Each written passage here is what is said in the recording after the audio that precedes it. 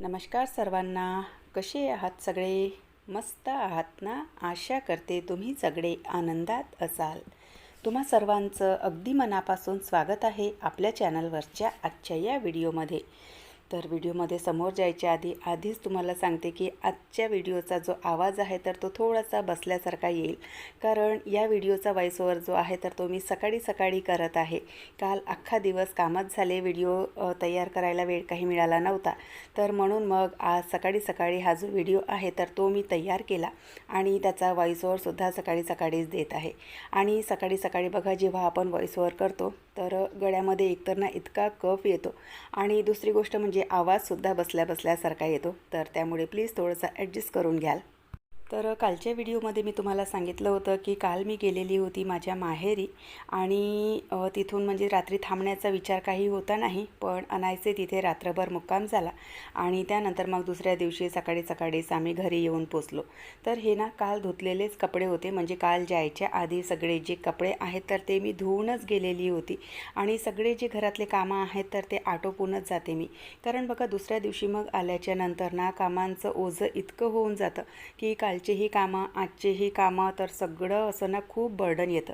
तर त्यामुळे बाहेर कुठे जायचं असेल मला तर माझे जे सगळे कामं आहेत तर ते मी आटोपून जाण्याचाच प्रयत्न करते. तर तेच कालचे कपडे होते, इथे स्टँडवरच मी टाकलेले होते, बाहेर काही घातलेले नव्हते. कारण काल जरी आली असती तरी रात्रीला यायला मला 11, 11:30चा वेळ झालेला असता आणि सायंकाळच्या वेळेला ना इतकं वादळ येतं आणि इतका जोराचा हवा येतो की सगळे जे कपडे आहेत तर ते खाली पडतात. चिमटे जरी त्यांना टाकले तरी हव्याचा जो प्रेशर आहे तर तो इतका असतो की सगळे कपडे खाली पडतात. आणि त्यातल्या त्यात त्या बाल्कनीमधली जी ग्रिल आहे तर ती हाफ ग्रिल आहे, पूर्ण ग्रिल तिथे टाकलेली नाही. तर त्यामुळे सगळे जे कपडे आहेत तर ते डायरेक्टली खाली जातात. तर म्हणून मग हे जे सगळे कपडे आहेत तर ते मी स्टँडवरच टाकले होते. तर सगळ्यात आधी तो जो पसारा आहे तर तो आवरसावर करून घेतला आणि त्यानंतर मग ना हे सामान मला ठेवायचं होतं. येता आईने ना खूप सारं हे सामान दिलेलं होतं आणि सोबतच बघा अधिक महिना चालू आहे तर त्यामुळे दीपदानाला खूप महत्त्व असतं. तर हा दिवा तिने अधिक महिन्याला दान म्हणून दिला आणि सोबतच बघा, आईची म्हणजे आई ही एक अशी व्यक्ती असते की मुलीच्या इथे कितीही सामान असो तरीसुद्धा त्यांच्या इथे काही असं एक्स्ट्राचं सामान असलं की तुला हवं आहे का, असं तसं त्यांचं चालू असतं. आणि हा जो झारा आहे तर तो मी घेऊन आलेली. इतकं सामान आहे घरी आणि इतके चम्मच आणि झारे वगैरे आहेत, पण तरीसुद्धा म्हणाली नेते का, तर म्हटलं चला ठीक आहे देऊन दे. सोबतच हा दिवा इतका सुंदर दिवा आहे आणि सोबतच पैसे दिले तिने. म्हणजे अधिक महिन्यामध्ये बघा, मुलीला जावयाला काहीतरी आपण गिफ्ट देत असतो. तर दुकानामध्ये गेलेलो असताना एक तांब्याचा जो हंडा असतो तर तो तिने मला घ्यायला सांगितला, पण मी तिला नको म्हणाली. तर त्यानंतर तिने ते पैसे दिले. म्हणजे बघा, एक तो मुलीचा आणि जावयाचा मानच असतो अधिक महिन्याचा. तर त्यामुळे मग तिने पैसे दिले. तर इथूनच आम्ही ते सगळे कपडे वगैरे घेऊन घेऊ.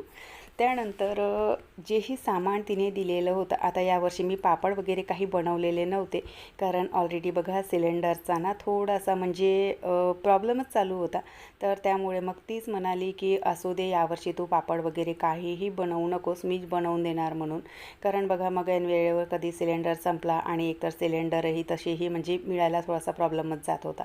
तर म्हणून मग यावर्षी ना या ज्या सगळ्या गोष्टी आहेत तर त्या तिनेच बनवून दिल्या. आणि याच वर्षी नाही, प्रत्येकच वर्षी ती उन्हाळ्याच्या याच्यामध्ये जेव्हाही मी कधी जाते तर ना असं काय ना काय किती सारं सामान तिच्याकडून मला मिळत असतं. आणि खरंच बघा, म्हणजे आपल्या आयुष्यात ना ही एकच व्यक्ती अशी असते की जी ना इतकं सारं सामान आपल्याला देते आणि खरंच तिच्या मायेची सर आणि तिची जी ममता आहे तर त्याची सर ना आपल्या आयुष्यात कधीही कोणी करू शकत नाही. तर सगळं सामान जे तिने दिलेलं होतं तर ते सगळं मी इथे भरून ठेवलं. कारण बघा, किचन एकतर ना छोटं आहे आणि लहानशा किचनमध्ये एक जरी एक्स्ट्राचं सामान वाढलं की मग ते सामान ना कुठे ठेवू, काय ठेवू, असा सगळा ना गोंधळ उडतो आणि त्यातल्या त्यात मग आपल्यालासुद्धा काम करायला जमत नाही. तर म्हणून मग म्हटलं की आधी हे सगळं ना भरून घेते.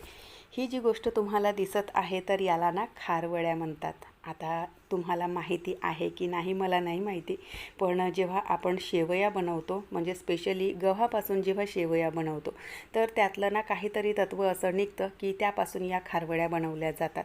मला तर बनवता येत नाही त्या आणि माझ्या जीवनात मी कधी बनवल्यासुद्धा नाही, पण प्रत्येक वर्षी आई ना या ज्या खारवड्या आहेत तर त्या आम्हाला देते.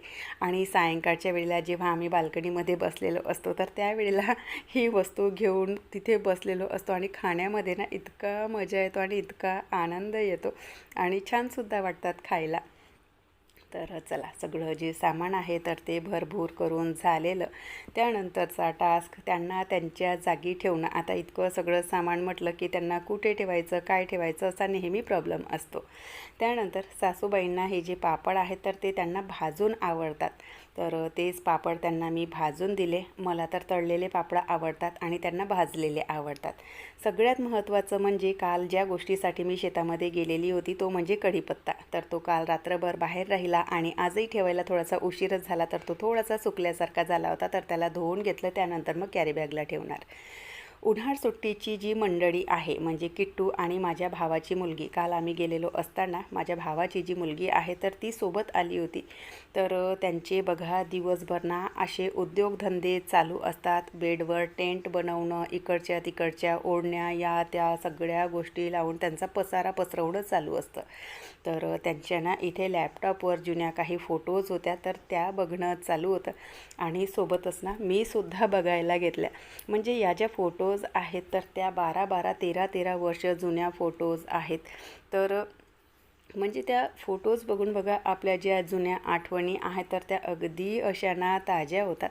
आणि हे जे फुलं आणि हिरवेगार झाडं तुम्हाला दिसत असतील तर हे आहे माझं गार्डन. जेव्हा आम्ही सरकारी क्वार्टरमध्ये राहत होतो त्यावेळेला ना खूप छान अशी ऊन यायची, तर खूप असे फुलांचे झाडं माझ्याकडे होते.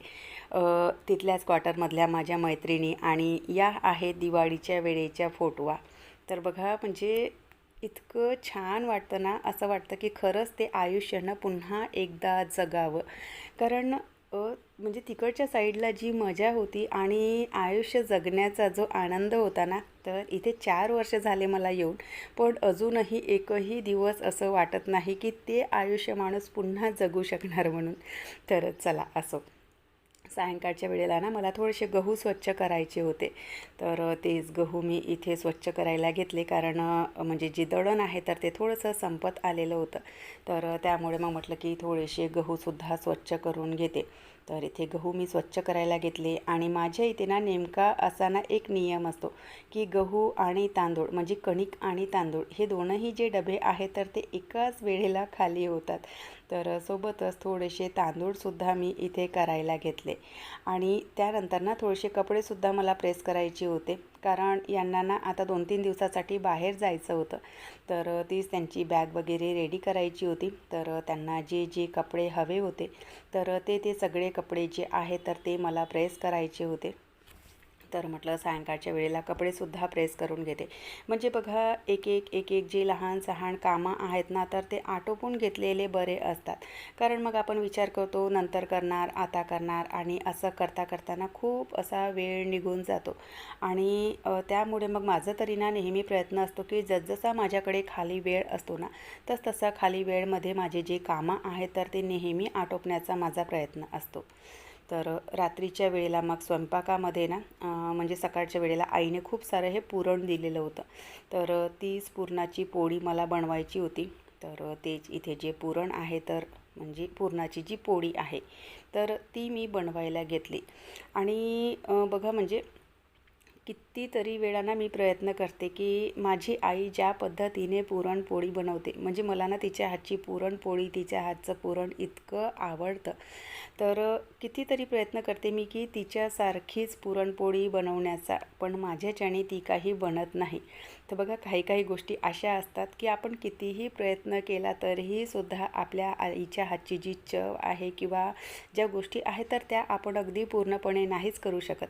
तर बघा आमच्या इकडे ना अशा पद्धतीने म्हणजे या पद्धतीने पुरणपोळ्या भरल्या जातात। पोळीचा जो गोळा आहे तर तो अगदी छोटासा असतो आणि पुरणाचा गोळा मोठा असतो आणि म्हणजे अगदी छोटीशी अशी पुरणपोळी भरल्या जाते। आई जेव्हा पुरणपोळी बनवते तर त्यावेळेला तिच्या हातच्या पुरणपोळीवर ही वरची जी पाती आहे पोळीची तर ती सुद्धा दिसत नाही। म्हणजे असं वाटतं की नुसती ती पुरणाची पोळी आहे, त्यावर पिठाची कोटिंग काहीच नाही। तर अशा प्रकारे ती पुरणपोळी बनवते, पण माझ्याच्याने ती काही जमत नाही। तर चला, अशा पद्धतीने सगळ्या पुरणपोळ्या मी भरून घेतल्या। आजचा व्हिडिओसुद्धा इथेच संपवते। आशा करते तुम्हाला आवडला असेल व्हिडिओ। कुठे जरी आवडला असेल तर नेहमीप्रमाणे लाईक, शेअर, सबस्क्राईब करा। आपण भेटूत नंतरच्या व्हिडिओसोबत। बाय. हर हर महादेव.